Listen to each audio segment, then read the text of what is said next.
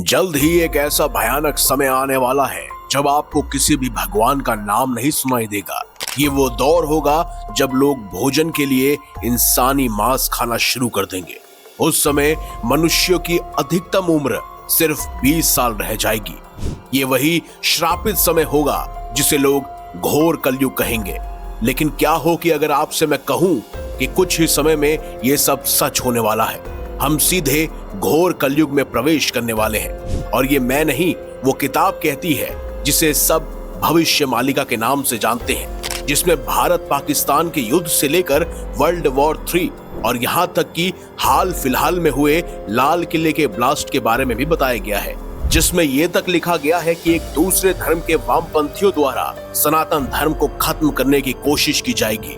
तो आखिर ये किताब क्या कहती है, इसमें किस किस घटना का वर्णन है और आने वाले समय में कौन कौन सी घटनाएं हो सकती हैं या होंगी, ये सब जानने के लिए इस वीडियो को अंत तक जरूर देखिएगा ताकि आपकी सोच और आपकी आंखें जल्द ही खुल जाएं। कलयुग को बाकी सभी धर्मों में सबसे बुरा माना जाता है। इसका अंत भी बहुत भयानक और अलग ही होने वाला है, जिसके बारे में सुनकर अक्सर लोगों की रूह कांप जाती है। ये सिर्फ सुनी सुनाई बातें नहीं है, हमें इसके बारे में भविष्य पुराण में पढ़ने को मिलता है। वही रोजमर्राओं में होने वाली घटनाओं का वर्णन जिस भविष्य मालिका में किया गया है, उसको डिकोड करने से पहले हमें जानना होगा कि महाघनघोर कलयुग में आखिर क्या क्या हो सकता है। भविष्य पुराण के अनुसार कलयुग के आखिरी दिनों में एक भयानक महाप्रलय आएगी। उस समय धर्म कहीं भी दिखाई नहीं देगा और हर कदम पर सिर्फ अधर्म का ही राज होगा। ये वही समय होगा जब इंसानों की उम्र धीरे धीरे कम होती जाएगी और अंत में सिर्फ 20 साल की रह जाएगी। इसका मतलब है कि आज के 20 साल के बच्चे उस युग के अंत में बुजुर्ग माने जाएंगे और अपनी मौत के करीब होंगे। इतना ही नहीं, बच्चों के बाल भी सिर्फ 2 से 3 साल की उम्र में ही सफेद होने लगेंगे।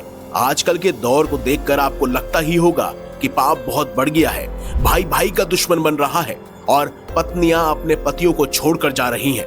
पर आपको हैरानी होगी कि ये घोर कलयुग का सिर्फ 1% हिस्सा ही होगा। जब घोर कलयुग अपनी चरम सीमा पर आएगा तो पापियों की गिनती करना भी मुश्किल हो जाएगा। हर तरफ सिर्फ अधर्म का राज होगा और अधर्म एक भूखे राक्षस की तरह हर सेकंड अपने पैर पसारता जाएगा। आज के समय में हमें कई अच्छे और खुशहाल और नीले ड्रम में पति को मारने वाले और दहेज के लिए पत्नी को जलाने वाले पति पत्नियों के उदाहरण मिल जाते हैं। लेकिन एक समय ऐसा भी आएगा जब एक भी स्त्री ऐसी नहीं बचेगी जो अपने पति का सम्मान करती होगी। वह सभी पराये मर्दों के साथ संबंध बनाएंगी और तो और सिर्फ 16 साल की बच्चियां ही बच्चों को जन्म देने लग जाएंगी। कल्पना कर देखिए ये कितना खतरनाक समय होगा। महाभारत में भी कलयुग के अंत में इस प्रलय का वर्णन है। जैसे जैसे घोर कलयुग आता जाएगा वैसे वैसे इंसान की धर्म, सच्चाई, पवित्रता, दया, क्षमा, आयु, ताकत और याद रखने की शक्ति में भी कमी आती जाएगी।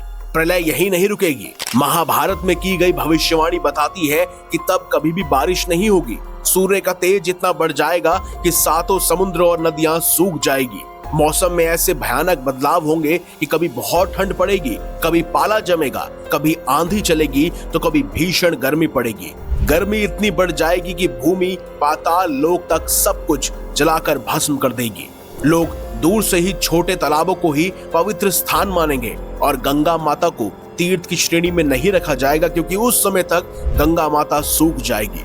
पुराणों के अनुसार कलयुग में चालाक और लालची व्यक्ति को ही विद्वान माना जाएगा।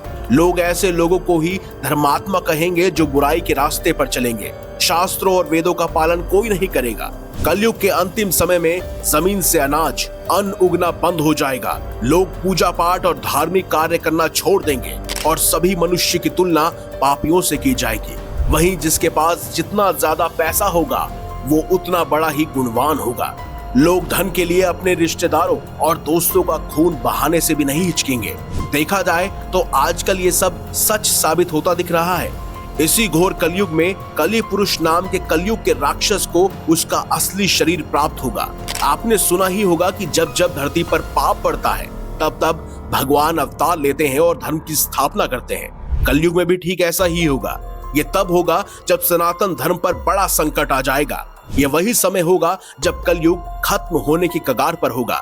धरती पर भगवान कल्कि का अवतार होगा, जो कि भगवान विष्णु के 10वें अवतार माने जाते हैं। दूसरी तरफ लोग राक्षस कलि पुरुष को ही अपना भगवान मानने लगेंगे। वो जैसा कहेगा लोग वैसा ही करेंगे। कल्कि अवतार के जन्म से पहले ही कलि पुरुष पूरी मानव जाति पर हावी हो चुका होगा। विशेषकर मुस्लिम लोग उसे अपना अल्लाह मानेंगे। जो अधर्मी लोग होंगे वो कलि पुरुष की मायावी शक्तियों में कैद हो जाएंगे।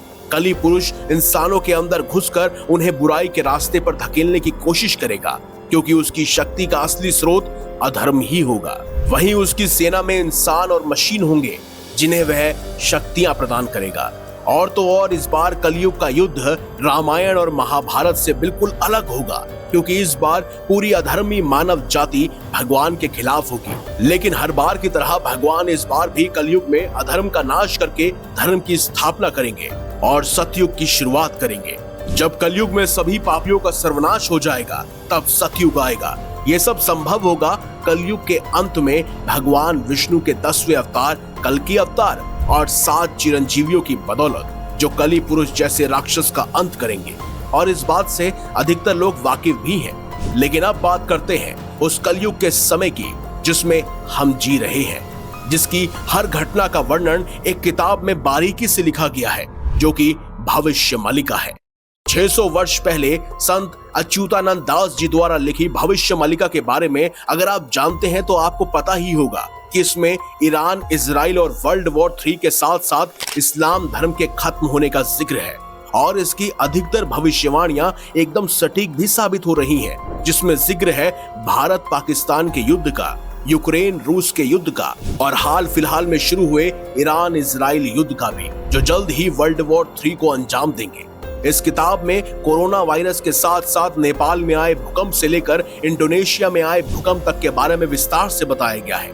बांग्लादेश के आंतरिक झगड़ों का वर्णन है। रूस और यूक्रेन की लड़ाई का जिक्र भी हुआ है। इसमें यह भी वर्णन है कि दुनिया प्राकृतिक आपदाएं, तबाही, आंतरिक तनाव और बड़ी घटनाओं को अंजाम दे रही होगी। सिर्फ यही नहीं, इसमें हाल फिलहाल में हुई दिल्ली लाल किले में विस्फोट के बारे में भी विस्तार से लिखा गया है। इसमें बताया गया है कि देश के ही कुछ ऐसे नागरिक होंगे जो खाएंगे तो इस देश का, लेकिन उनके मन में अपने ही देश के लिए इतनी घृणा भरी होगी कि वो इसे मिटाने के लिए किसी भी हद तक चले जाएंगे।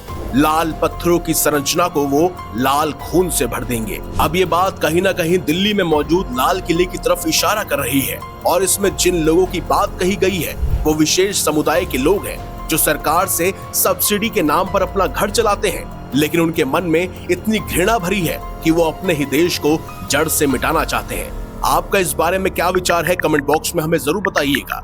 अब ऐसे में कई सवाल मन में उठते हैं। जब आतंकवाद का कोई धर्म नहीं होता तो आखिर क्यों एक विशेष समुदाय के लोग ही इस अमानवीय आतंकवादी घटनाओं में शामिल होते हैं?